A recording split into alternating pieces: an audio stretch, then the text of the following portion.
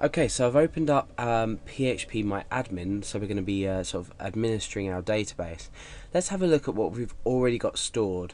Now, your database could obviously be different. You could be using it for different purposes. Mine is a basic login database, so this information that's stored about users is going to help us log in. Now, that's irrelevant for now. We've got an ID of 6 for Alex and an ID of 7 for Dale. Now, this is a unique incrementing value.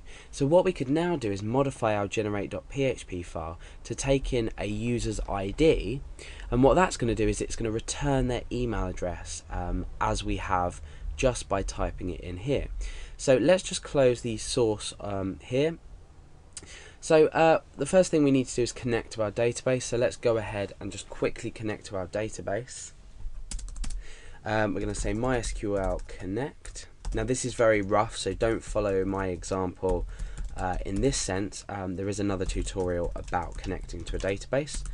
So root MySQL select DB. So what we're doing now is we're selecting the database, which I believe is called A_database. So A_database. Now let's perform a query, and this is going to be MySQL query, and we can say select email. So we're selecting the email field, which is here. So select email from so what's our table's called our table's called users. So let's select email from users, where ID equals, and we want to specify the ID of the user, and that's going to be taken in. Let's copy and paste this up here. So query equals MySQL query select mail. So our ID here is going to be, we'll just call this ID for now. What I'm going to do is add just some security onto this. So I'm going to enclose this in MySQL real escape string to help prevent SQL injection. Okay, so if is set get, and this time we're going to get the value ID, and we're now going to say ID equals $_get ID. So now let me briefly take you through what I've done. I've connected to the database using connected to the server, the MySQL server, using my credentials. Then I've selected my database. Now I'm checking for an ID input. The ID is going to equal the input that we've specified using our get. Otherwise, email is going to say no email specified once again. So down here, what we can do is perform our query, which we've performed. Now we should retrieve some information back. So I'm going to say query result is equal to MySQL result. Now we can specify the query that we executed. And we can also specify the row, which is going to be 0, because we're only going to retrieve one row, and then the field here, so that's going to be email. So the query that we performed here, the row, which is going to be the 0 row, which is the only row that's been returned, and email there. So what we could do is have checks in here to check if this exists, or if the ID exists. I suppose we could quickly do that now. If MySQL num rows query is greater than or equal to 1, which it will never be greater than 1, we can include this check anyway, this comparison anyway, and get the result. Otherwise, email equals ID not found. Now what I'm going to do is I'm going to change the name of this query here, this variable here, to email, because the value that we're returning from this MySQL result function is going to be the email address of the user. Therefore, now what's going to happen is our script is going to run as normal. So let's go through this again, just so you make sure you entirely understand.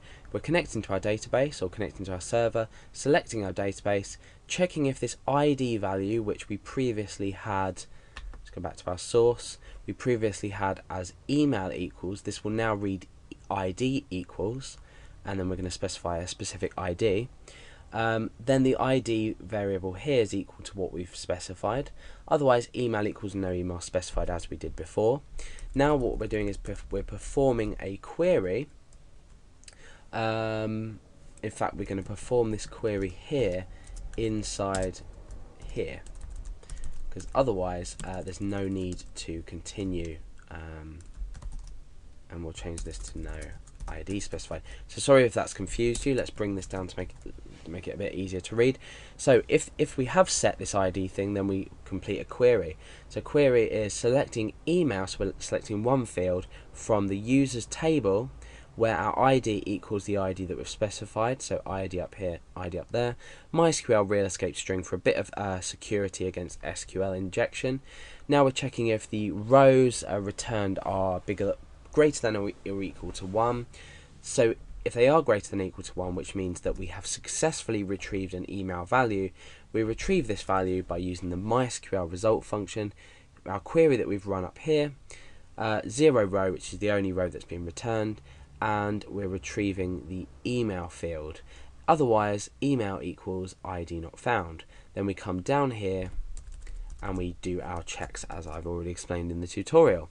So let's test this out after that long mouthful of explaining. Let's go back to index.php. Let's first of all not specify and see if we return with the correct error. You'll see no ID specified. So now let's go in and say ID equals. Now the ID that we have in the database, the two IDs, we have 6 and 7. So let's specify this to 10 because that doesn't exist. So we should, when we refresh our page, retrieve the result saying that the ID has not been found. So ID not found, so that's fine, it works. Now let's go back and do it sensibly, so we can say 6. Now what this should now do is retrieve the email address of user 6, and that is alex@somedomain.com. So let's go over to our page and refresh, and we retrieve alex@somedomain.com. So not only are we converting this to text, we're securely doing it, because now if we look at our page source, the email address doesn't exist anywhere in this code. Okay, so our bots are going to find it harder to pick up a plain text email value. So let's just try it with 7, which is Dale's email address, and then the tutorial will be over. So let's refresh, and you can see that's changed to dale@somedomain.com. So that's a little bit about why you should use this method as much as possible, and a really quick and easy way to do it. Play around with the code, make it your own, change colors, change font sizes, and I wish you all the best of luck with creating this, because our functions do get a bit tricky.